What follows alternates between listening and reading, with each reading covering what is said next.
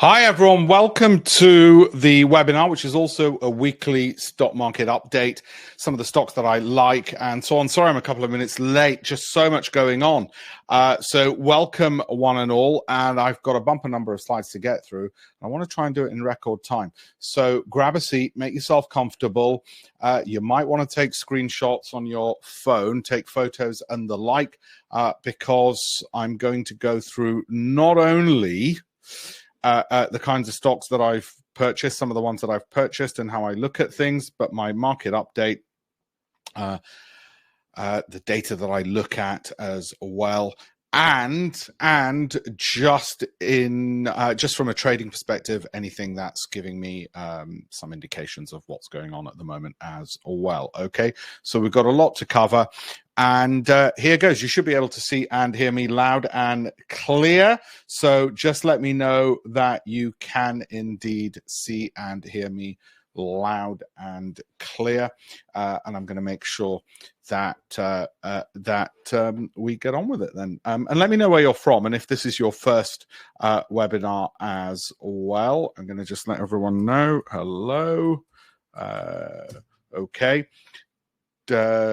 Yeah, sorry, Richard, that was a little bit late. Forgive me. Now, who else have we got?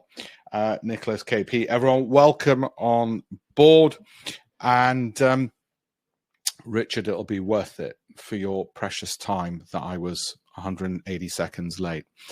Now, I don't have a conflict of interest with any of you in the sense that I don't have a retail brokerage and I don't have a retail fund. Okay, so what I'm telling you here is for your benefit purely. Okay, thank you all. It looks like you can all hear me. Wentworth Estate, nice. I've got a friend there. I've got Dinesh Damager who lives there. Okay, so right, you should all be in. Now let's get on with it. Big announcement, great news. I've got two things in common with Bill Gates now, and I don't mean dodgy friends or being at the center of conspiracy theories. He and I are both top voices on LinkedIn. The second thing is we're both shareholders in Microsoft, roughly in proportion to the number of followers we each have. Markets over the past year, this is how it's looked. Of course, it'd be great if we get that again this year, wouldn't it? It'd be absolutely fantastic. And we're going to touch upon some of these stocks and see if there's any that we like still, or should we worry that Broadcom is up 86% over the past year, Microsoft 68%, Apple 41%. Amazon, are these too expensive? Are they too much momentum, too much growth? So I'm going to go into all of that. But I just wanted to show you this first and foremost as an image of what's been happening. Now, if we move forward to looking at price to forward earnings, you can see there's a lot of expense. Red means expensive, right? But valuation is not the only way, as you'll see in this webinar, in which stock prices movements are determined. Valuation is one factor, growth is another, dividend yields or income generation is another, the amount of cash flow they generate is another, and there's a few other factors which I'm going to explain. And we know this from the academic research. When I first wrote this some 20 odd years ago, a lot of the content from here was from three economists who went on to win the Nobel Prize in economics, Richard Thaler, Daniel Kahneman, and Eugene Fama. So I'm going to use that hard data and research in terms of what moves stock prices, and this is what we then used in the fund and so on. So relatively expensive, but does that mean that we should ignore the red ones and go into energy or go into healthcare? Where's the returns to be made? Can we make more, just as much money this year? And some of the factors that I'm going to teach you and we're going to look at within this: valuation, revenue growth, dividend yields. I need to tick all those boxes because I used to be a barrister and I believe in due diligence, which means I don't just want value companies or growth companies or momentum companies. I need every single box ticked because I'm answerable to two individuals. I call them fear and guilt, also known as my wife and son. Okay. And for that reason, my due diligence has to be absolutely top notch. Forget the fact that I've got clients and all the rest of it. Excuse me. The due diligence has to be top notch. So I want these boxes. I explained what these are generate them as we go on. So every company that I mention or any company that I own has to have green. It has to be green along all of these first 5 columns, right? That's due diligence. That gives me resilient stocks which, if there's a headwind from the market, like in 2022, shouldn't fall as far, give me ample warning before I need to exit. And if there's a tailwind, as last year, and the NASDAQ was up 55%, they should soar. Not because of my genius, which I don't have, or my abilities, but because, well, there was a bloody tailwind. And so, I didn't invent Nvidia. It gave me that return. If I knew it was going to give me that return at the start of the year, I would have gone to Ladbrokes and said, make me 100 to 1 odds that Nvidia is going to go up nearly 250%. And that would have been a stroke of genius. I don't have that kind of crystal ball. So when there's a tailwind, we should do a lot better because we've ticked all of those most important boxes, and I'll explain what they are. This is what the past week looks like. Like I said, this is also a weekly update. I've rolled into all of this as well. Thank you, Will. Thank you, Theo.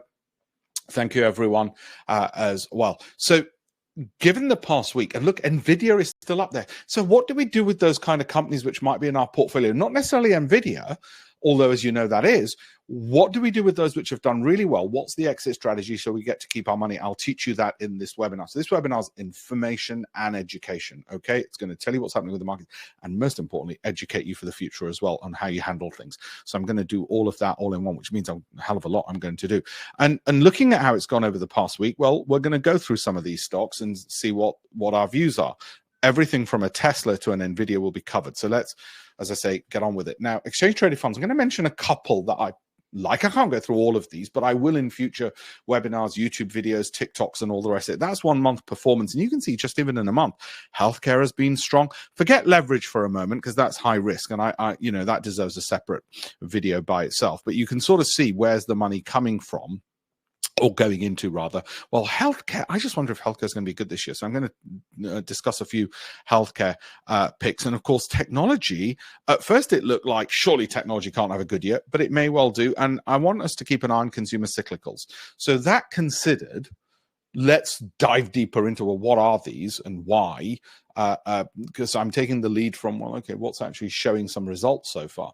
So I'm going to show a bit of leg. Let's put it that way. I'm going to reveal things which is really for my private clients, but I'm going to give you some of the stuff. So I'll give you about 1% of what I give the private clients in terms of what I like. So this I do happen to like. And a friend of mine from Grant Thornton messaged me today and said, look, Alpesh, I know you mentioned exchange traded fund. I missed it. Which one was it? And my brother-in-law, who's moved from Deutsche Bank to Goldman Sachs, can't own not Goldman Sachs, to Apollo Private Equity Fund, can't own individual stocks. And he said, look, I can do exchange traded funds. And so I did this for him as an exercise. And this looks pretty good. With exchange traded funds, the things that I'm looking for are a high Sortino, and I will explain that, and a high alpha, and a low volatility. And I will explain all three and why momentarily. Okay. And this hit that. Plus, I'm looking for some strong momentum from an oversold position, and it's got all of those. Similarly, this came up. Now, I know people have been saying, hey, could it be a year for small cap? Maybe UK small cap. And I haven't discussed UK small caps in this webinar because there's just too much to cover, and I will do it. I have post-its on my desk about videos to do alongside my day job and other work I've got to do. And this one too met the Sortino Alpha. Now, the rest of the ETFs are with the private clients. I can't share everything, but that gives you a couple of things to ponder that I like. How are we to date? Well, it's very early, isn't it? What are we? The 10th. We're only on the 10th, aren't we? So too early to say, but things aren't, I mean, they're not soaring ahead, are they? But we've had, after a bit of a worrying start, I thought, oh my God, are we going to get a massive sell-off? And that's the one thing I wanted to avoid, because I don't want a negative year. It looks like it might be okay. And people have asked me, well, what about today? Should we get in today? Well, I'm going to come to that in just a second. The top 10 S&P 500 stocks over the past month. That is not a buy list. None of these are ones which are on my approved list or any of my special situations. Okay, just so you know. Similarly with these, none, as I'm aware, are on my approved list, I don't think, and none are special situations. I'm just showing you that just to show you what happens in the past month. Okay, it's just names for the moment. More importantly, in the weekly broadcast, we want to know, well, what's happening with the S&P 500? So that's where we are at the moment. And I really was worried with that down move, whether we're going to get another 2022. Maybe I'm a pessimist in my old age where, you know, we have this massive run up for 18 months and, you know, we're all laughing because our pensions are doing incredibly well and other investments. And then, you know, it just is a horrible, horrible year. Was 2022. And my worry was, what if that happens again? I'm a worrier. I've been a worrier. If I could go back to tell my 21-year-old self, it would be worry less. But there we go. So what's going on here? Let me zoom in to explain exactly what is going on there. It seems to have reversed this week and got a bit of confidence. And I was thinking with the stochastic, which is that it's a more rapid measure of momentum, that it might continue falling a bit lower. But I guess the rising MACD monthly, which is the blue dotted line, which is more significant, and the weekly, both rising, have, as they often do, been the more important determinants of directions, and I'm relatively positive. So as I had a call from a client today, and he was saying to me, I've made my shortlist, Alpesh, from your approved list, should I get in today or dribble in over the next couple of days? I said, well, today or the next few days won't make much of a difference. But if you're risk averse, you might say, I want to buy 20 stocks this month and 20 stocks next month. If you're more risk loving, which I'd be comfortable with as things have started out, is just to say, I'll go into one lot of 20 and I'll just do it today. Okay. So risk averse, I think of it as sliding scale, and more risk loving, and I'd be happy with either. But we still got to work out what stocks. By the way, and we'll come to that. By the way, FTSE 100, getting a bit flatter, should move that way. Not something of interest to me. As you know, from my very first column in the Financial Times in 1999, I sold out of my UK holdings and just principally hold US stocks. And that is indeed at, 2018 levels, actually. So thank you very much, FTSE CEOs. By the way, they have earned more by this stage of the year since January the 1st than the average person will earn the whole year. And yet these people have delivered in sum nothing. It's interesting. Whenever I say that, you'll get 10% of people who'll actually defend their pay packages and say, yeah, but you know, well, they might have got some dividends. Great, thanks. One job, increase shareholder value, and they couldn't do it.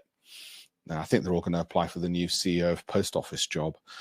NASDAQ, where are we on that? Now, I haven't been putting this on before, and I thought to myself, bloody hell, why not? And I must. So this is actually surprisingly incredibly strong. So here's a tip, if you want a tip. This looks like a bloody good year, because look, the last time it was around those levels and at that level of inclination on the monthly MACD, what happened? Well, you were about here, and yeah, you might get a couple of months still where it can go flat to even fall and panic the crap out of people. But just look at how much more it can rise. And are we again at that? Are we basically at, and I might write an article about this, is this August 2020 again? In which case, you're looking at potentially, what is that? A 30% rise in the NASDAQ from today's levels? Do not hold me to that. We just had a 55% rise last year. But I would say my bullish case is in the next 18 months, so bull, base, and bear case, the bull case is we're up 33% on the NASDAQ 100 over the next 18 months. I just said it. Okay? That's my bull case. And where's it going to come from? Well, profits, earnings. I know everyone's talking about AI, but profits, global profits. Now, Apple, let's dive deeper. Where's it going to come from? Is it going to come from, say, an Apple? Right? Well, that's its support line, right? The monthly MACD is flat, so that's going to be neutral. Now, remember, and I've told you this before, how do you interpret that? Okay, which is the monthly momentum indicator. Okay, how do I interpret that? If it's rising, that's positive. If it's rising from the bottom half of this graph, where it's been oversold, it's even more positive. If it's sideways, it's amber alert. If it's falling, it's double amber. And if it's falling beneath its own moving average, like it did there, that's a red alert. And I really would start thinking about getting the hell out of there. Okay, that's more amber because it's overbought. And if it's rising, then I can't see a circumstance under which, when this is rising, I would ever exit. Okay, I don't think it's ever happened. I've exited a company where the MACD is rising. So at the moment, it's neutral. It's a sort of amber. Does it mean it's going to fall? Not necessarily. That is what's called a bearish divergence. So there is some reason to worry. If that were to fall below there, well, we'll have a look. Watch my broadcast on Friday to see if it has. But probably it's going to do something like this, right? So gives us some reason to be a little bit optimistic. By the way, this is just what analysts think. The lowest analyst forecast, the highest analyst forecast, and the average analyst forecast, if it came true, that's the return you would make. Okay, so I'll shoot through some of that pretty quickly. You can always watch the replay. And that's positive. Oh, by the way, sorry. I meant to say, so what would be the strategy? Well, you've only got three choices to make: buy, hold, or sell. Now, you can only hold if you already own it. I already own some, so I'm holding on to it. As you will know from last year's, 55% gain, I did sell some of that to rebalance the portfolio, and also because it had dropped off a little bit. So if you put a gun to my head, would I buy more today? No, I'd wait till Friday's broadcast before I did that. We'll call that the Apple strategy, okay? Alphabet is more bullish, and again, buy, hold, or sell. Well, I hold what I've got. I did sell some to rebalance. I think I did. I'm pretty sure I did. But if you put a gun to my head, I would buy some more today because that is bullish. Okay, so we'll call that the Alphabet strategy. Now, Microsoft will have the Alphabet strategy for the same reasons, rising MACD. All right, that's fairly positive. Now, if you're wondering, okay, look, Alpesh, when should I start worrying about this? Well, you should worry if it does what it did here and just keep an eye on it. That's it. That's it. I'm giving you a shortcut. You might say, no, Alpesh, have you not looked at cloud sales of Microsoft Azure in the Far East, and you've not done the latest earnings call, etc., etc.? And I'd say, yeah, that's one way to go. That's one way to go. I'm just trying to do a quick shortcut to things and a rapid fire one, and I would only start worrying when this starts flattening. Okay? Yeah, but Alpesh, you might not get out at the exact precise nanosecond. Don't care. Okay, so as that stands, that's the Alphabet strategy. Put a gun to my head, I'd buy more, but I'm continuing to hold. And that doesn't look too bad to me. I mean, it could be better. It could be down here. Okay, and we could be starting all over again and doing it again, but we can't keep doing that, right? So that's your Microsoft, and there's the numbers. Amazon, same strategy as Microsoft, although, as I said, be warned, bearish divergence, which means it could drop off right before going up. Am I guaranteeing any of this? No, I can't guarantee any of it. What I can say to you is when this is falling like it was all the way here, you will not find me in that stock. Now, have I told you a great big secret of how we've set up the fund and did things? No, because I even published it in the book. If anybody can, I've got 18 of these books, and I've published it in, I think, pretty much all of them. And you can you backtest it, Alpesh? Yeah, it's in front of your eyeballs. Do it yourself. You know what I mean? So it's that, right? Simple. And so where are we on Amazon? When would I start worrying? I just told you when I'd start worrying. So I don't even need to tell you. So I'm pretty happy with it, actually, as things stand. Pretty happy with it. What about Disney? Okay, well, Disney on a was a special situation, as you know, was a special situation, and just wait and see. Like with most things, you have to wait, and this is a wait scenario. We're not looking to trade our investments, so it's a waiting game with it, and that's perfectly fine if some things are a waiting scenario. So what? They're a waiting game, and that's fine, and that's where we are. By the way, just on the trading side, and this is on the trading side, and that's Amazon, and I'm showing you a retail platform, as you know. This is just MT4, so any of you can copy this as well. That was our signal to sell then on, this is 1 hour time frames, and that's been the buy, and that's the turnaround. So we did have a bit of an early warning that there'd be a turnaround on the 1 hour time frame. Not that we normally look at the trading side to determine the investing side, but just giving you a heads up of interacting the two. Disney, like I said, we're just going to wait as well.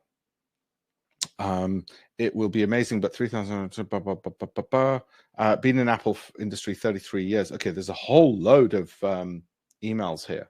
Okay. Oh, yeah, Apple Vision Pro. I know. I'm not sure. A friend sent me the Meta. A friend who's on the program who made a hell of a lot of money sent me the Meta goggles, and I was just like sick after about 5 minutes. Right. So Nvidia. Now, you have heard me say, and this is a really important educational lesson and a live case study. You have heard me say week in, week out since, God knows, last February when this was picked, that we're going to use the Nvidia strategy. What's the Nvidia? It's the same strategy with anything which has done well or not done well. Okay, which is this: from the highest it's been since you bought it, if it drops X1, you sell Y1. And X1 is easy to determine. It's 10%, 20%, 30%, whatever it drops.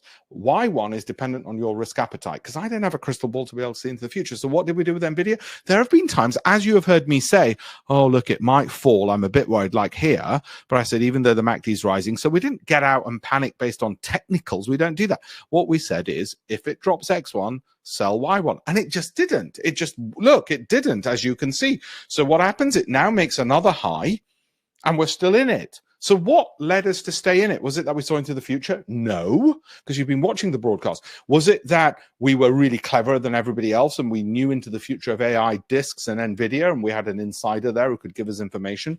No, this is not an episode of Billions. Okay, what was it? Just that simple rule. If it drops X, I'll sell Y.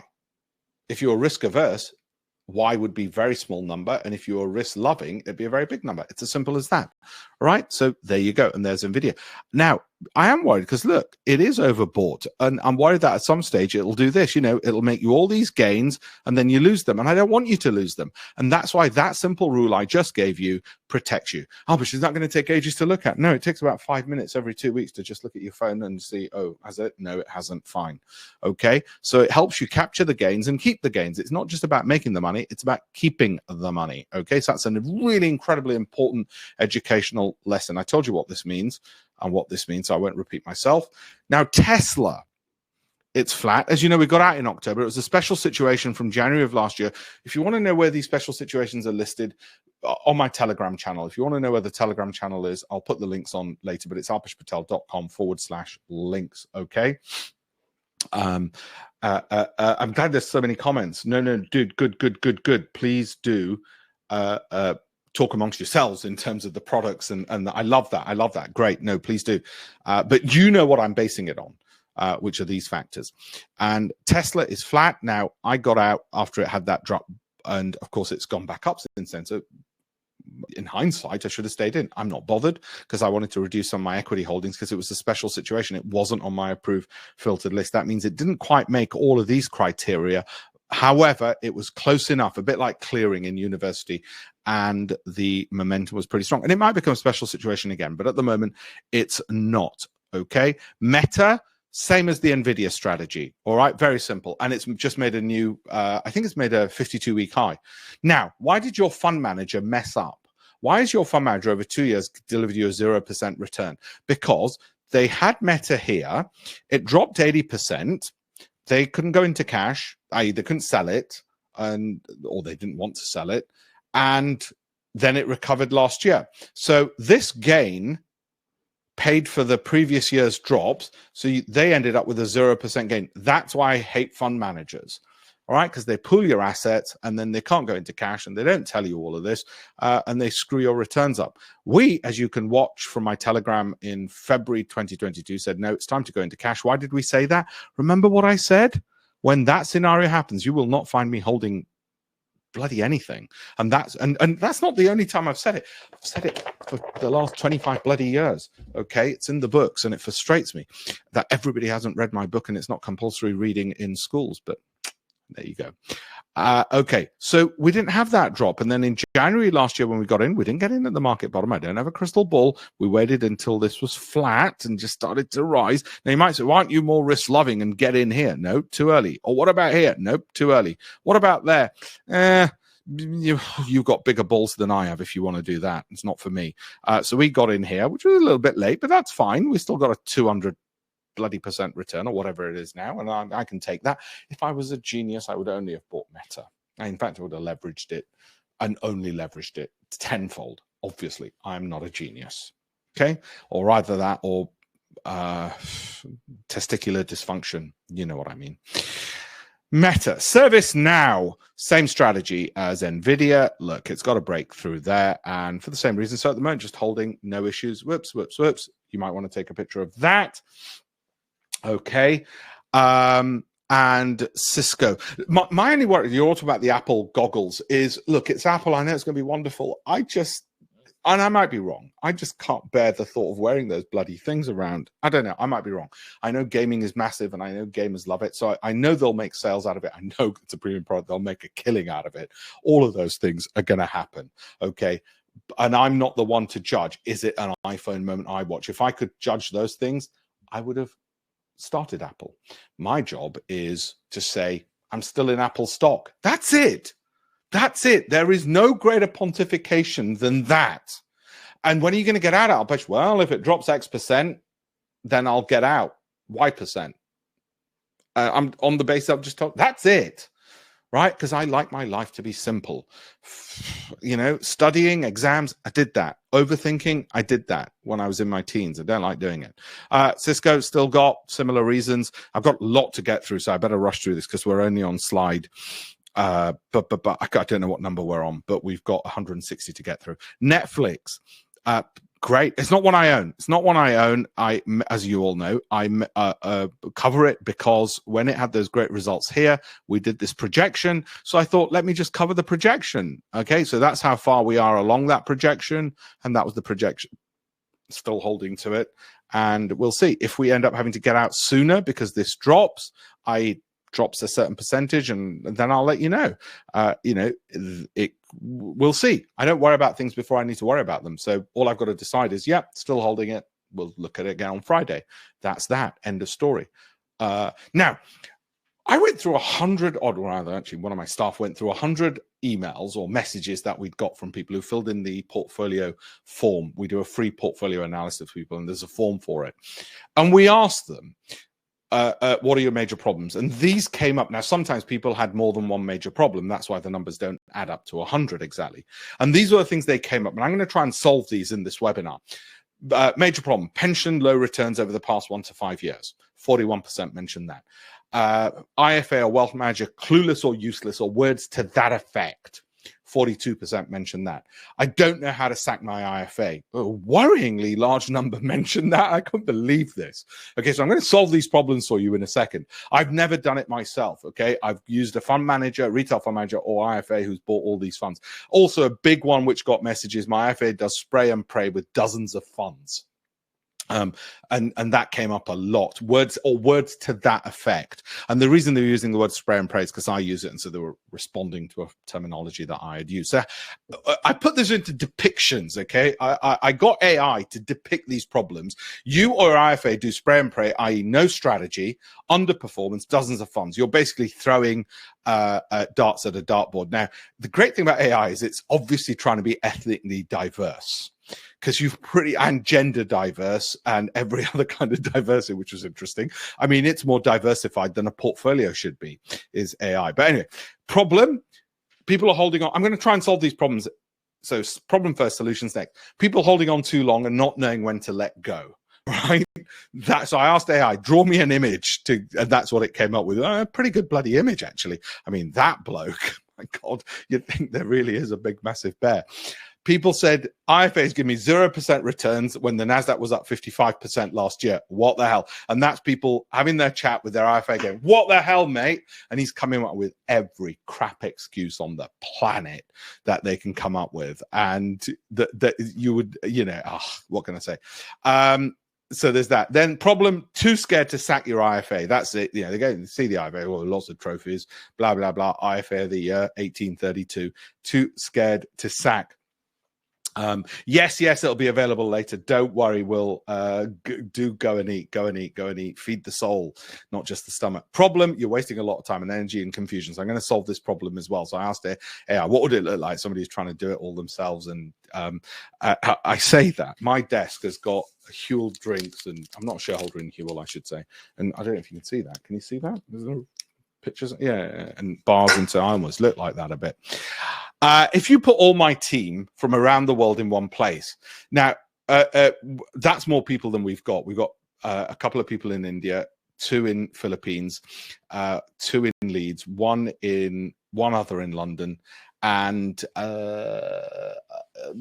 yeah. So if you put them all into one room, that's what it looked like, I said, and it's a bloody messy room. So yeah, that's fine for us to do it. Anyway, what are the solutions? Okay, so I'm going to come to the solutions. First of all, is 40% realistic? And the answer is no. Can you get a 40% return in a year? And the answer is no. It will only be realistic if you hit all of these 10 conditions, okay? And the 10 conditions to hit them, and I'm going to talk more stocks in a moment, are if the market has a tailwind, example like 2021 and 2023. I don't know if 2024 will have a tailwind. I don't know. Like the Nvidia strategy, we just keep holding it. And then all of a sudden it goes up and you go, oh, we had a really great year. If I knew exactly how much it was going to go up, I'd go to Ladbrokes. Okay, high Sortino, I'll explain what that is in a second, and high alpha stocks. Not UK, not emerging markets, I'm afraid. Now, when somebody said to me, aren't you worried if it's just US heavy? And I said, no, because those are, look, take Levi Strauss. They're in 111 countries, not just one. And all the companies I spoke to, they're global, okay? And also global companies are listed in the States, like Alibaba's listed on New York Stock Exchange. So I'm not so worried about that factor. Although my data does cover the US and European equities, it's just that I'm still picking. I'm like Warren Buffett. It's all US, I'm afraid, okay? If you can go to cash in bad years like 2022, then you can protect, and that 40% becomes realistic. Now, fund managers can't do that. If you monitor once a fortnight, and you can monitor it using just my broadcasts, which are on Telegram or TikTok or wherever else, or YouTube. If good years make up for the bad, so you're going to have to do that. That's how you get your 40%. Because if you don't have great years like last year, making up for years like 2022, where pretty much you were holding cash pretty much the whole year because the market was down 20%, then no, you can't have 40%. Croaky, and I'll explain what that is. You've got to have that, and that's the Goldman Sachs secret source I've stolen. I'm waiting for them to sue me. If hold for 12 months and then reevaluate. If you keep holding for a day or two and just keep looking at how the root's doing of this stock, that's not good. If you hold longer than 12 months, we found that, and without reevaluating and going through the process again, then what often happens time again too dangerously is the stock's gone up 1 year and the next year it's gone back down again because it's got over ripened. It was high growth after all. We're picking in high value and low value stocks, whereas equally, if you just get out each month, then you're not going to get the rest of the growth. Okay, sell anything which drops 25% or not. In other words, like I said, the Nvidia strategy, if you don't have that, you'll just drag all your gains all the way down, which is no point either. And yeah, if the UK does 18%, which we do using this approach, then you get 2 times that. And since 2004, it's been roughly averaging 18% using this approach for people who wanted UK picks. Not me, but that's what they wanted, and I gave them those. Also been following you. Now, so going to these problems and how we're going to solve them. The 20% growth between 2012 and 2022. This is what one person sent me on December 19th. And I said we went through 100 messages, emails, or people who'd filled in the form. This is a typical example of what had happened. They got 20% in 10 years. Right? There is a massive deluge. This is a multi-trillion-dollar industry. I've got clients from Bermuda to San Francisco to New Zealand. I didn't realize how big a problem this was, of how just poor the performance was. Now, I should have done, because when I did the research 25 years ago for the book and all the other books, I kept mentioning it, and in my Financial Times columns and in my Bloomberg TV show. But I thought by now, surely there isn't such a bad problem. But it is. Now, I replied back to that young lady who'd sent me that email, and based on growth percentages provided that she gave me, if she just tracked an index, not stock picking, just tracked an index, and I'll show you how you do that in a second, she would have had 382% return over the same period. If she just tracked the S&P, she would have had 166% return. And sadly, if she tracked the UK market, which is what I suspect her IFA did, because he only got a 20% return over those 10 years, she would have got 24,000. So imagine after 10 years of giving your money to an IFA, you've got 24,000 pounds back on 100K. Imagine if you're American, you get 382,000 extra back on your 100, or even just 166,000 because you just did the S&P, right? Maybe you do a mixture of these two because you're worried about the NASDAQ being volatile, or you just do this. If you're risk averse, you just did this. So we're going to answer some of the questions of how do you do that. And equally importantly, remember what she wrote. This is what she said. Equally importantly, let's say she wants to go to the next level, which she did, and she does because she's on the program, is she then picks individual companies, cherry picks the companies, so goes beyond just index tracking. Okay. So let's have a look at that. We don't just take everything off articles and social media, what everybody else does. We look at all 10,000 companies eligible for my SIP or ISA. We tick the value box, the growth, the income, and the cash flows. How do we do that? That then gets filtered into a little approved filtered list. It all gets narrowed down. That takes 0 seconds. For me, because my team does it. Okay, and then that gives me narrowed down 12 to 40 stocks, which I hold for 12 months and repeat. That's it. Okay, so how did we do last year? Now, last year was ridiculously good because of the market tailwind. I've got to give you some disclaimers. The market was up 25% on the S&P. We can't take credit for that. The following is US, the ones I'm going to tell you and how we did. We do select LSE and European, but I don't buy from them. I buy from US. Our further filtered final MACD, Rising Quality 5, and Special Situations. That's what I'm showing you. Further filtered final list. Rising MACD, which I've explained already. Quality 5, which is the 2 M's and the 3 A's. Meta, Microsoft, Apple, Amazon, Alphabet, which I cover every single week, as you've seen on these broadcasts, and any special situations that we had in January. This is from January to December. It doesn't include anything after, like a Costco, Intel, or Adobe, which may or may not have done better, and doesn't include any overweight.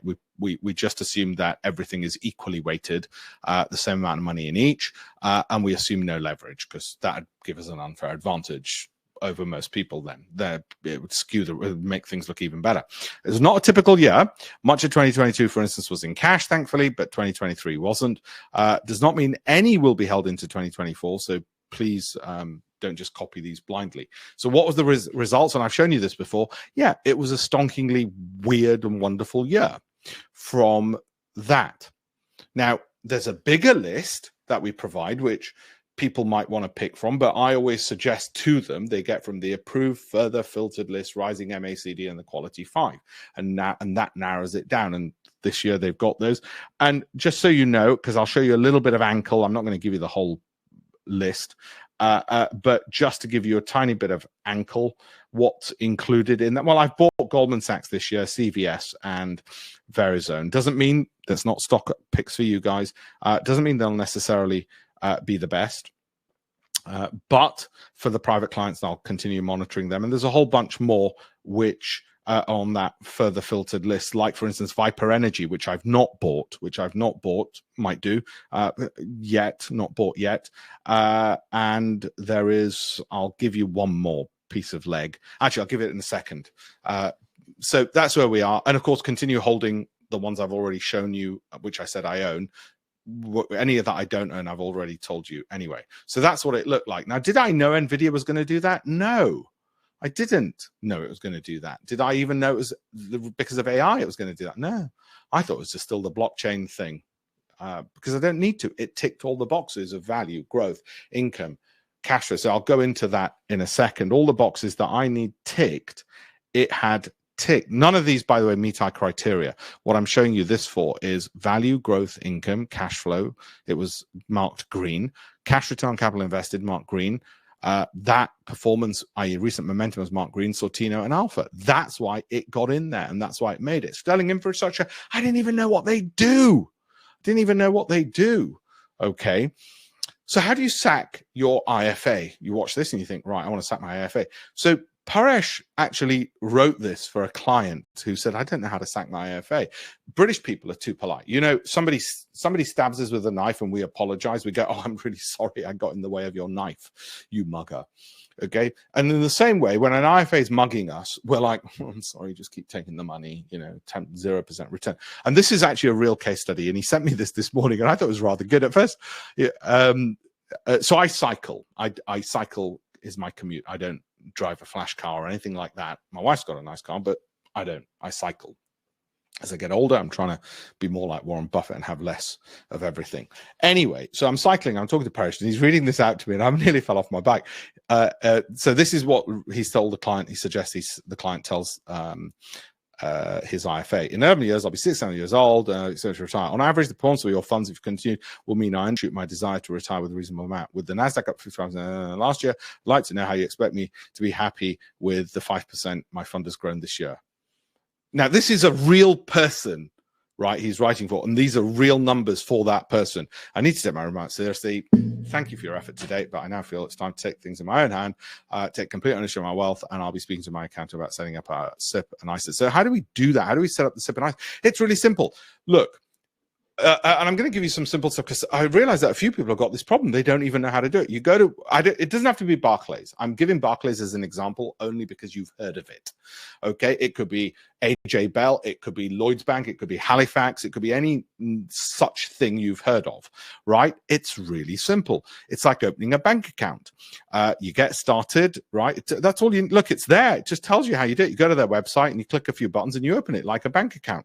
Done. That's how you open it. And they're tax-free. They're tax avoidance vehicles. You know that, don't you? Self-invested personal pensions and ISAs. They're tax avoidance, tax dodging vehicles, in actual fact. You dodge tax by having things, and any growth in them is tax-free. Yeah, I know, it's incredible. And if you're owner of a small of a business, then if your company pays into it, that's deductible against profits. So you reduce your corporate profits and the money goes in, if you're an employee of the company. Okay, two simple ways to open a SIP, right? Start with but this is from a website, okay? I think this was from another brokerage. Start with a bank payment or transfer your old pensions. That's it. And they'll even do it for you. You just fill in the details and they contact your SIP provider and do it. Whoever you're choosing, whether it's Free Trade, AJ Bell, Interactive Broker, or whatever. I'm not endorsing any one of them. I'm just saying it, or you just transfer it from your existing one. And the reason I'm showing these slides is I didn't realize how many people didn't know how to do this. Now, here are some costs, which, by the way, Free Trade put up. I'm not affiliated to them. So they've skewed it a bit in their favor. If you actually look at the small print with this, Interactive Investor isn't as bad as it looks, because in actual fact, the depending on the size, that isn't that bad. It's only when you're doing very small size it's that bad. So none of these make me feel that I'd pick one over the other. Okay, just so you know, I don't. If you say Free Trade, yeah, fine, that one, because remember you're holding for 12 months anyway, so it won't matter. And read the small print of the rates; they're not as bad as they sound. There's a cap, for instance, not 0.45%. That's capped. Okay, so it isn't as bad as it looks compared to that. They've just done it in a way, naughty people, which makes them look amazing. So if you picked any of these, I'd say, yep, it's fine, no issues, you know. And then some people say, well, I don't know how to buy a stock. So I took this off a website, just in the image, and buy £500 sterling of that company. That's it. Deal now. You opened your account like a bank account. You opened your account in your SIP or ISA. You put 500. You found the company and you said it could be Microsoft. Buy £500 worth. That's it. Done it. Job done. Okay. We did have, and we'll keep posting these. We started putting AI picks in, and I'll continue doing that this year. I've got a lot more to tell you. AI picks, and that was an 83% gain in Broadcom. Now, do I take credit for that? So this is the actual Telegram post. So really proud and pleased to say we're trialing ChatGPT AI. This is from May the 2nd. Anyway, it just kept rising. Now, does that usually happen where it just keeps rising? No. If I could make there are some people who think I can make the market move. I can't. We said it would do that, and it sort of did even better than that. And AI picked it. So what we did with AI is we put all this data in and more. So we put all this data in, and a ton of more data about companies such as profitability, tax brackets, pre-tax losses, all sorts of stuff in there, right? And we uploaded all that into AI and then asked it, imagine you've read all the academic literature on what makes stock prices move, and including all the Nobel Prize-winning literature, and you've read all of this. Now tell us. And this was one of the ones. It's too early. Don't read into this that suddenly it's going to mean everything's right. It's way too early to judge. Be careful of the investment trusts, especially the ones with the big names. This was a 50% loss on a name recognition fund. And guess what? They've not made that up. You might say, well, that's Alpesh. You just picked a bad period, 2022 to 2023. I bet in 2023 they made it up. No, they haven't. They've not recouped that. So you've just wasted 2 bloody years of your life, which is fine for you if you wish. I'm 52. I can't afford to waste 2 years of my life with a numpty at a fund manager. It's not their fault. It's not their fault. They went to university, they read accounting or finance or economics, and they got a really well-paid job. Their parents are proud of them. They earn lots of money off the back of you. Look, they're boring, dull people. It's their job to do that. Is to hold on to things when they're losing because they don't really understand. Unlike the rest of us, they didn't start at the age of 12, and this isn't their passion. It's just pays the bills, and you leave the office at 5. Okay, so if you want to lose your money, give it to a bloody fund manager. This is what I suggest you do. So what I suggest you do, you've got to tick the valuation box. Now, you can find data on places like Yahoo Finance to do such things, but you've got to be able to tick the value box. You can't just say, I'm going to have a value fund and a growth fund and a India fund and a UK fund and a China fund, because you're going to end up with spraying and praying too many funds. And you might get lucky with 1 or 2 funds, like India was good last year, but it's very risky unless you've got an exit strategy. And the spray pray doesn't really work. So valuation, don't take my word for it. Nobel Prize-winner Eugene Fama's data will tell you that. Oh, Fama, F-A-M-A. You can look him up. Growth, you want to growth in sales and earnings, and price earnings and price earnings growth, and dividend yields. Okay, so we weighed this based on the research from the academics and from Tweedy Brown. Okay, as well, they did a 100-year statistical survey on which of these factors are important. Now, remember, companies today, as well as companies 100 years ago, still only have, and all companies around the world still only have 3 sets of accounts: balance sheet, profit and loss, and cash flow statement. All 3 of them now. If they're a Chinese company, they might be wangling some of that. If they're an American company, they might also be wangling some of that. Yeah, and there are other countries as well which, don't live up to their national stereotypes of honesty and decency. But let's assume that the regulators are onto them and things are good and honest. Well, that I would weigh at about a 40%. That I'd weigh at 20% relevance, and that at 10%. Why? Well, because that's what the literature says is important. But we tick all 3 boxes, and then momentum, stick another 10 in there. And the rest is other factors such as these. This is important. So it then becomes something like this across 10,000 companies. Why 10,000? Well, the reason fund managers screw up is because they can only look at a narrow gene pool of the mandate they've been given. Oh, you're only allowed to look at tech companies. You're only allowed to look at UK companies growing, but here's 50 billion. Oh, well, that means I can only look at 30 companies in the UK, which is why Warren Buffett doesn't invest here. Well, because they're all too small.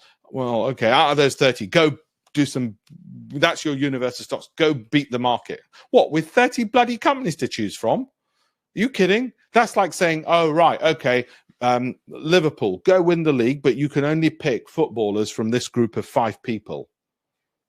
All right, okay. At my son's school.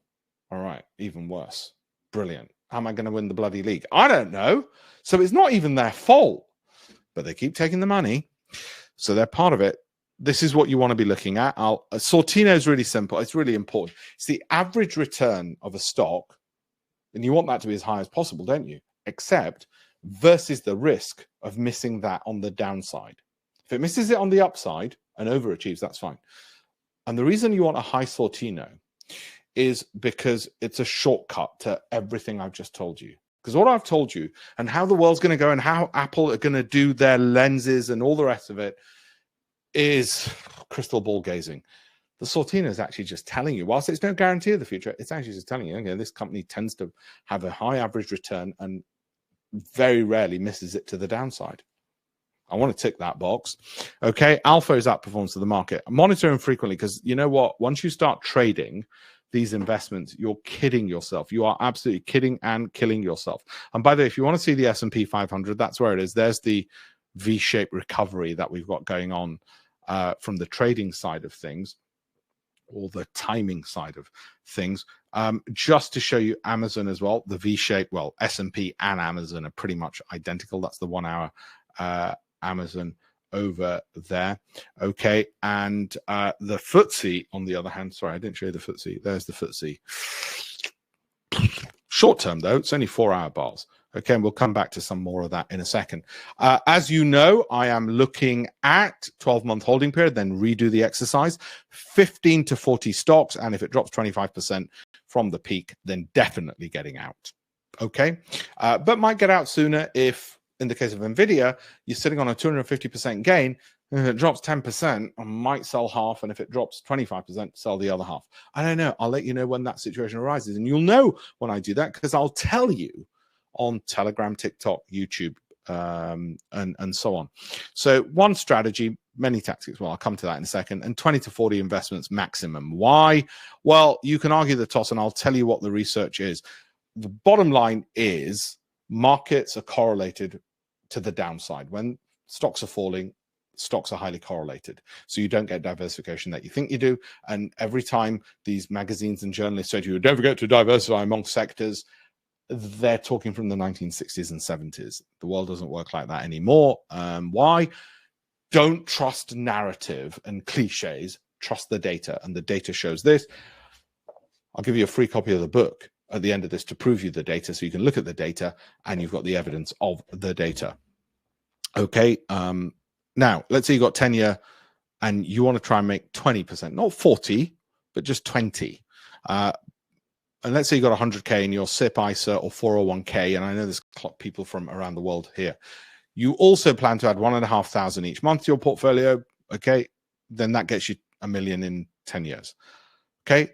1,000 million, 1,000 million, 10 years, 100,000, 1 million. Those are the numbers. 1,000 million, 1,000 million, right? That's year one or year 0, and that's year 10. And that's where you want to get to by retirement. You want to be able to take in that kind of gain by retirement.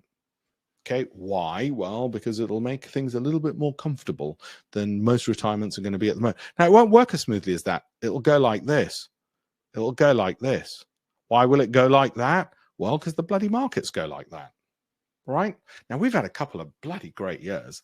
And rather like my fitness regime, you probably are wishing you started in 2023 or 2021. Well, there we go. I'm still putting off going to the gym consistently as well. But I suggest you do start at some stage soon. This is not why I chose Barclays, by the way.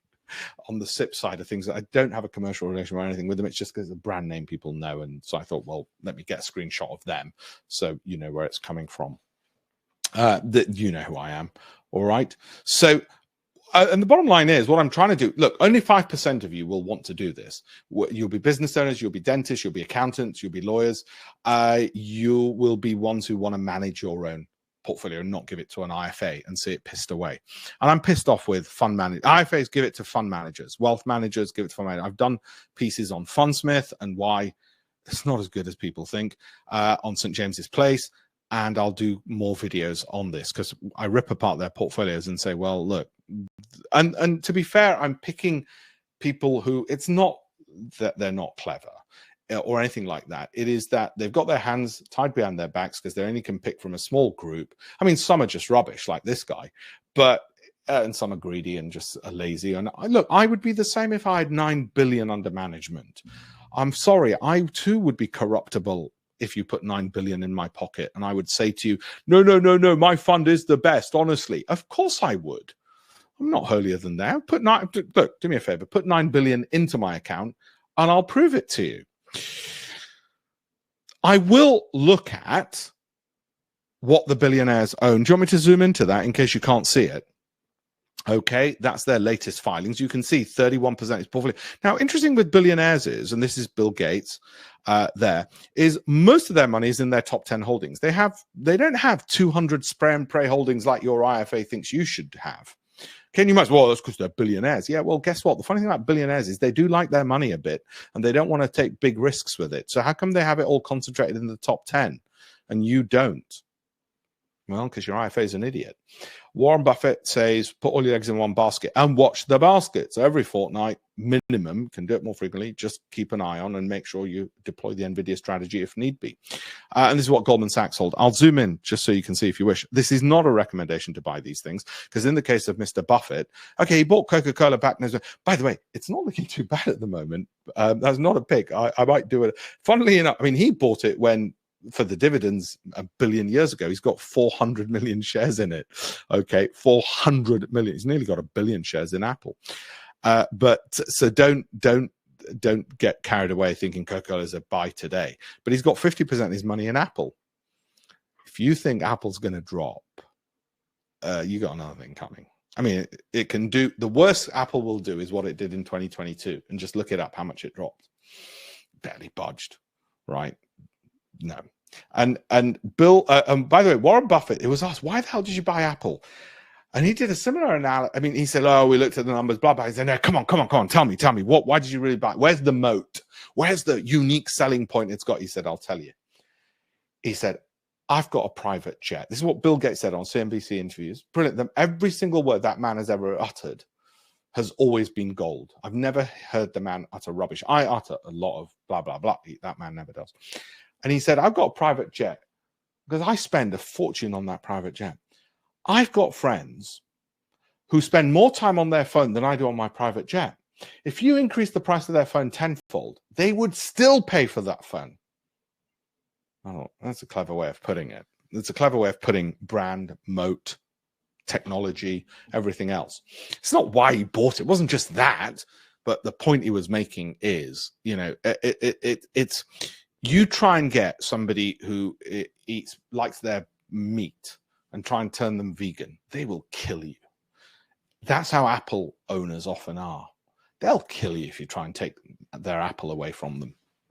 Okay, Goldman Sachs, that's what they happen to own, which is interesting. They've got a couple of ETFs, Russell 2000 for those interested in small caps, and those are the percentages of what they own. I own Apple, Microsoft, Nvidia, Amazon, Alphabet.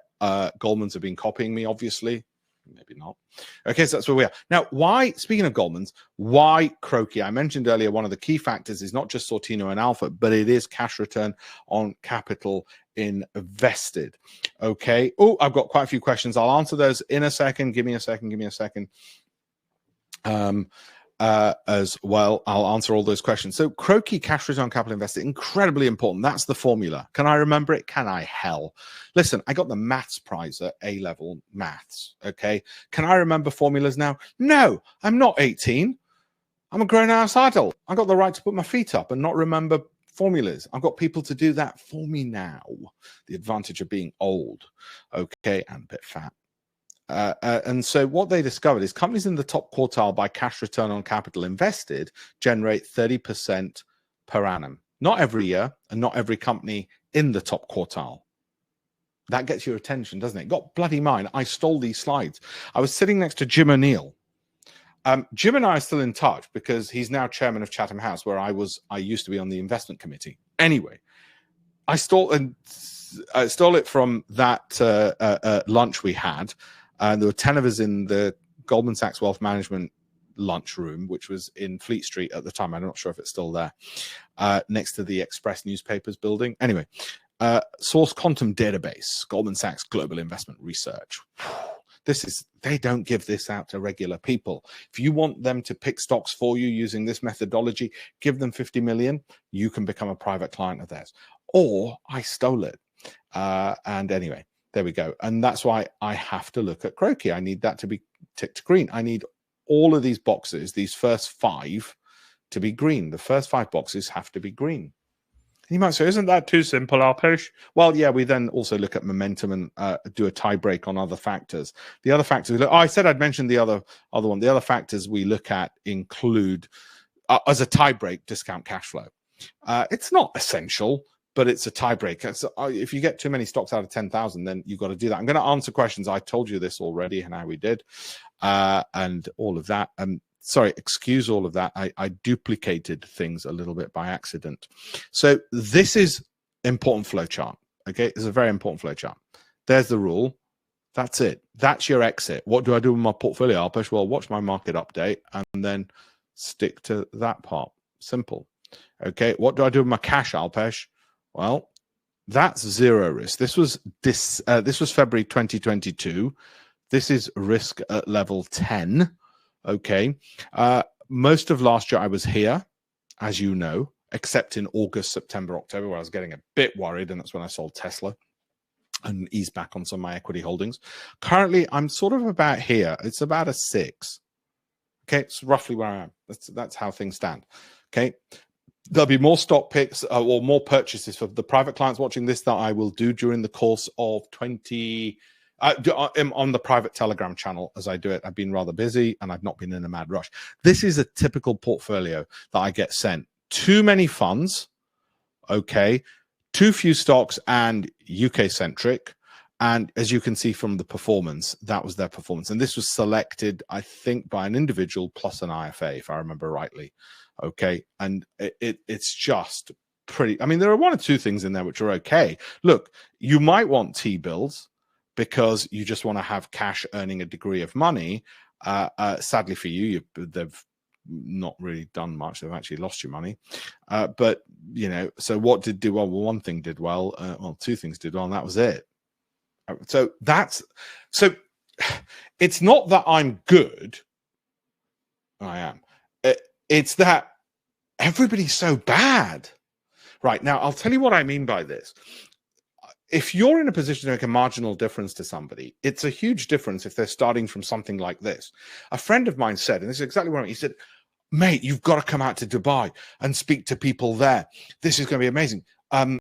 They love the prestige of the name, the brand you got, and all the rest of it. And I said, no, Dubai's not the market for me. I said, why? He asked me why. I said, look, if they've made a fortune through oil or money laundering out of Russia or wherever, or Bitcoin, and they're sitting on 100 million. They're going to keep doing what they're doing. They don't need me to say, oh, consider this. They're not going to look at this.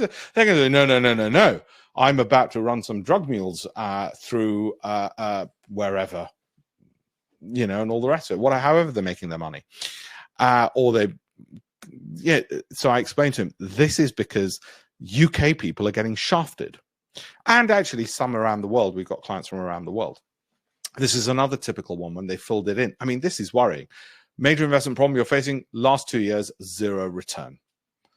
This is what they own. And they sent me, literally somebody who sent me this in. Now, that's people you can help, not the Dubai lot with all their bling. So it's worrying. And so we broke this down and explained to the chap, well, first of all, the risk rewards all skewed. That you're not getting the kind of growth you want. It's not asymmetric. You're probably going to keep growing at 5%, which you can get in a bank right now. Okay, or just shy of 5% you can get as well. And again, you know, Bruin Dolphin, 1,000 companies. These are typically the emails I get, and I get them in droves, thanks to TikTok and YouTube, in droves, I'm afraid. So that's the problem we're trying to solve. And this is another one. This was somebody with a far larger portfolio, and they're just trying to generate an income. We analyzed it for them and explained it. They come up a lot as a problem. I've mentioned that already. I've mentioned all of this. So I'm going to start answering Q&A now. Okay. One thing I want to say, I've been writing about this in the FT. Look, that's from 2004. Okay, so this is not new, what I've been saying to people. This is not new. And what I want you all to do is watch how much you're being charged in fees. This is a fund manager called 91. If you're with Vitality Health, they push this one. So watch out, £10,000, they'll take 10% in fees over 5 years. 10% in fees over 5 years. I've done that already. Okay, I want to show you, if you're going to do it yourself, value, growth, income, cash flow, or just do a index tracker. If you're in the 5% who want to be part of the program, well, this is somebody who joined me straight from university, and I trained her up over 2 years. And now she then went to Newton, straight from working for me, to Polar Capital, and manages a few billion. I can teach anybody. She was a part-time opera singer who read English. My point is, I can teach anybody this stuff and give them the data with which to do it. And this was all perfected from when I was at university and wrote the books and won the competitions in the FT and all the rest of it. And so we decided, well, look, we've got a fund management business, but why would we get into software or technology or any of this other stuff? And then we said, this is a $1 trillion business, $1 trillion industry, in that there is a problem around the world where people are not getting access to the fund manager. They're having to pay subscription fees. I don't do subscription fees. Okay. They're not getting unlimited access to the individual or getting the data or the education. They're getting one of those. They might get the data, but not the education. They get the education, but they don't have the bloody data. And none of them ever get access to an individual to handhold them. So we said, well, what if we removed that problem? Could we have a global company which could get valued at, say, 30 to 50 million to get venture capital investment, then eventually float the damn thing maybe 10 years later for $1 billion? So a different type of fund management company, a different type of asset management company. So not just the hedge fund side, where I have ambitions. Hopefully one day, I don't know if it's going to happen, we'll get $1 billion under management. That's a separate issue. That's not retail. Okay. And then separately, this, which is a different type of asset management. It's you being the asset manager of your own money, not us, you doing it, but having the information, the data like this updated every month and access to the individual. And we said, well, how can we do that? And is that in $1 trillion business, that is what industry, that is worthwhile doing because there's nobody else doing it. And when I'm picking stocks on the BBC and all the rest of it, that's the approach. And we had a hell of a lot. I mean, we've had so many years of positive comment about my work, from the BBC to Financial Times to CBS to Coutts Bank, okay, Merrill Lynch, MD, and so on, hedge fund managers as well. So we thought we should do this. This could be $1 billion business. As a result. And then when we trialed it out with people, it worked a bloody charm. We got loads of video interviews. They're all on alpeshpatelreviews.com, alpeshpatelreviews.com. And there's a load more. And thanks to modern technology, we could have those calls. I've had 2 today. Okay. So if you want to do that from that perspective, our ambition is to create $1 billion company with an IPO in maybe 10 years, get VC funding in maybe a year or 2, although I might self-fund and be greedy and keep all the stock to myself. But I think there's an advantage to having smart money venture capitalists. I take 10 on at a time. And the reason for that is I onboard them. They're in for life, pay once, in for life, all data for life, all access to me for life. For the first 250 people. After that, we might, for other people, have other teachers and so on, other educators. But for the first 250, it'll always be me. We're up to about 180 to 200. I forget which the exact number is so far that I've gone on in batches of 10.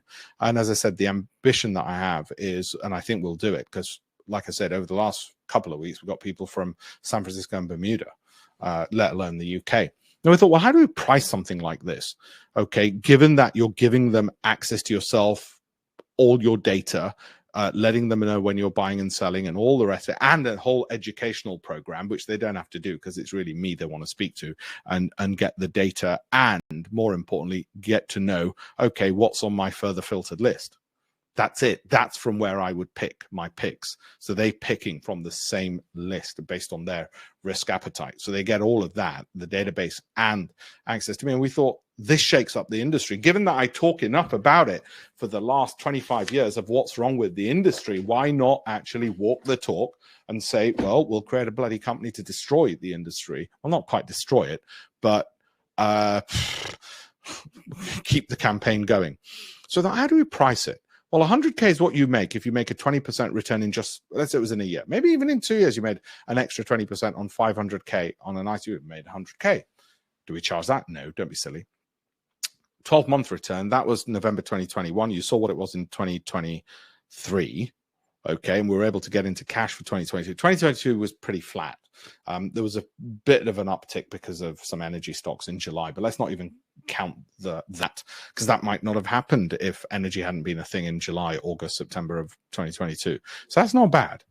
Okay, and that's where you go if you want to be part of it. I'm going to answer questions as 10 people sign up, because normally 10 people do sign up and take advantage of it. But if you don't want to take advantage of it, remember, I do these free things because I want the other 99% to benefit anyway.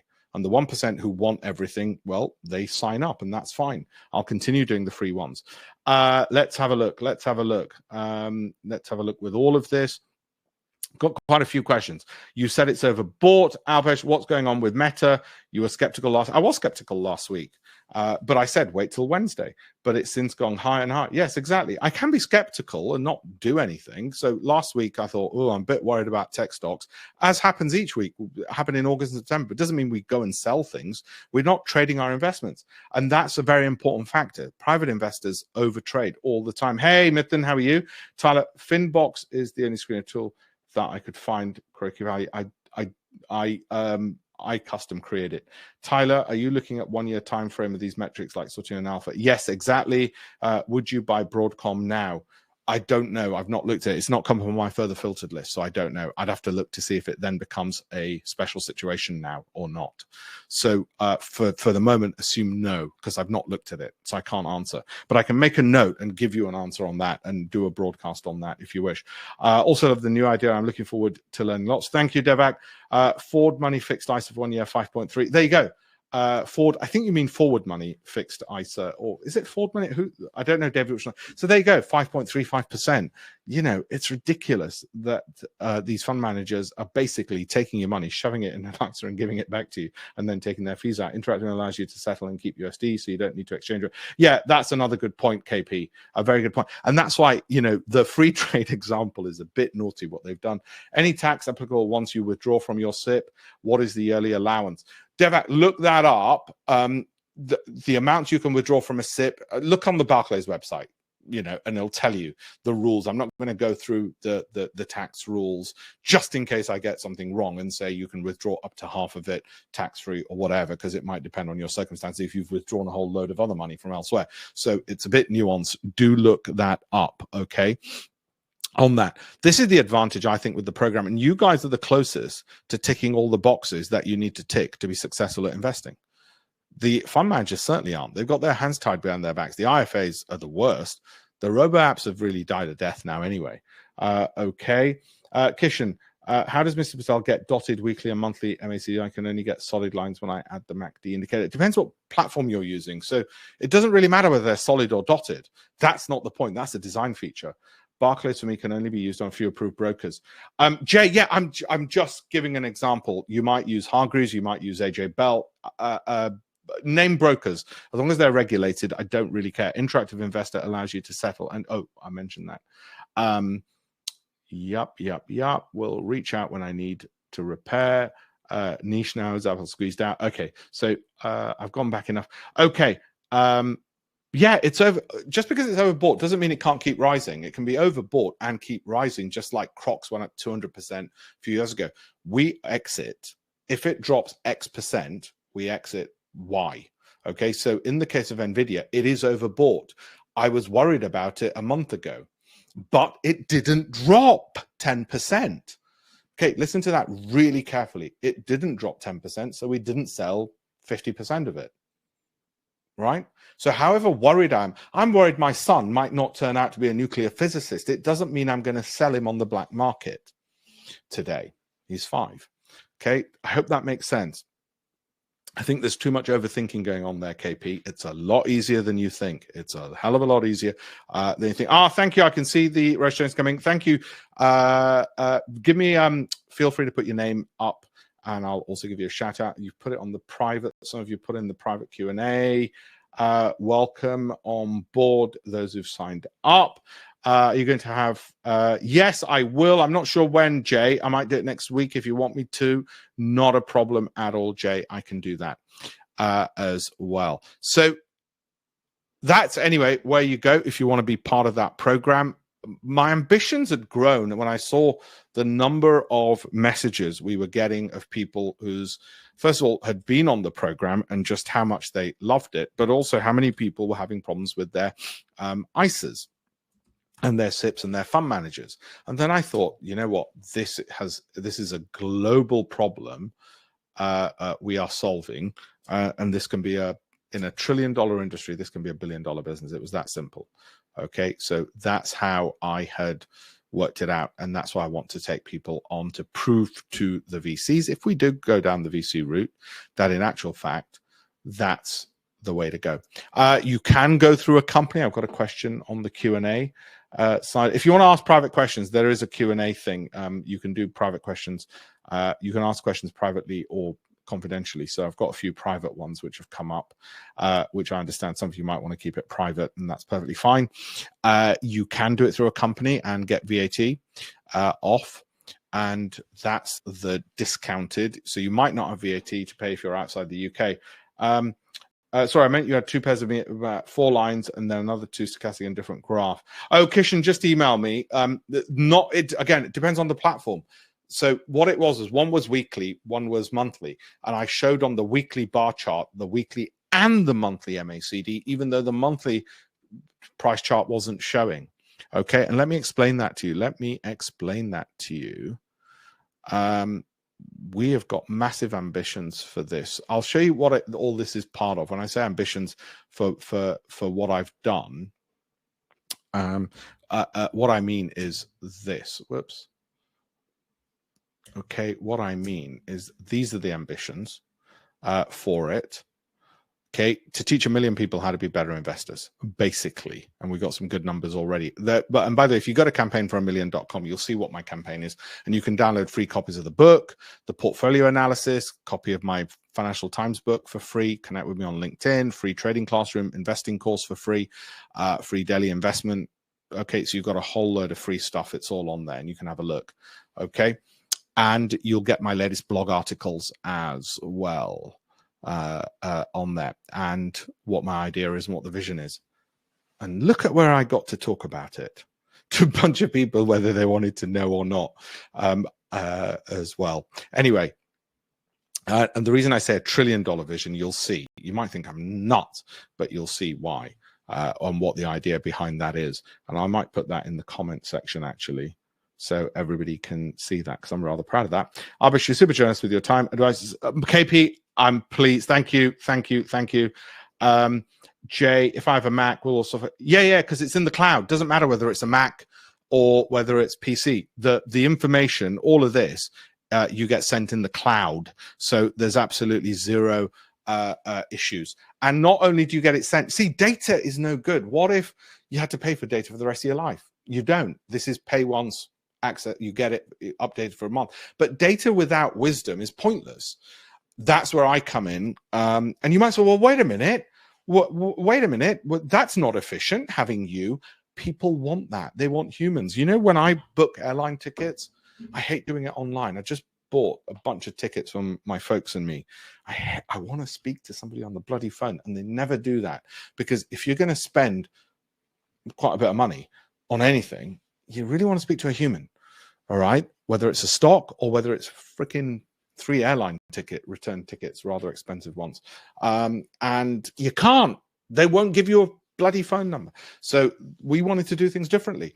My perspective is the same as Jeff Bezos, who, by the way, is a hedge fund manager at DE Shaw and then left to set up Amazon, which is, it's not about the returns you're making. It's about how do you solve that problem, which is so big, even if you're doing it at a loss to yourself, because in a few years, it'll be big enough that a few years of losses, which you can handle, okay, subsidize other people's education, information, all the rest of it, and your time, because in a few years, you'll be sitting on a massive, colossal entity. That's the point behind it. Anyway, so that's that. Okay, everyone, I'm going to go now. Thank you all for being on the webinar, all of you, and everybody who's signed up. I think we might be out of seats now. I take 10 at a time. I don't know how I'll take the next 10, but we've built up more capacity by hiring more people to do the back-end research for me. So that's been rather good as well. And that's it. That's where we are. That's everything that I've shown you and explained. So thank you, Tyler. You have intuition over many years of investing. Spreadsheet does not. There is that as well, Tyler. That the only thing is, you do say that, but remember, there's also a psychological issue. When I was I'm going to name drop. I was a visiting fellow lecturing at Corpus Christi College, Oxford, on exactly this point of psychology. How much is bias and cognitive biases, and how much is data?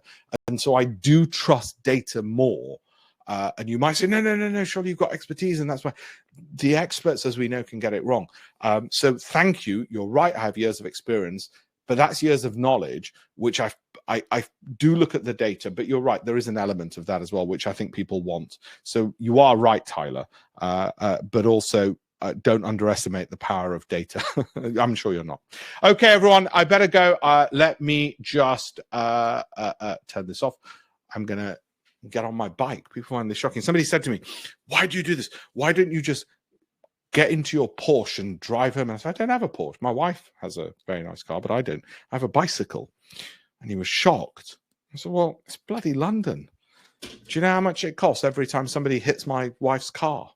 And they hit it 6 times last year. So do you think I'm an idiot? I don't want a bloody car.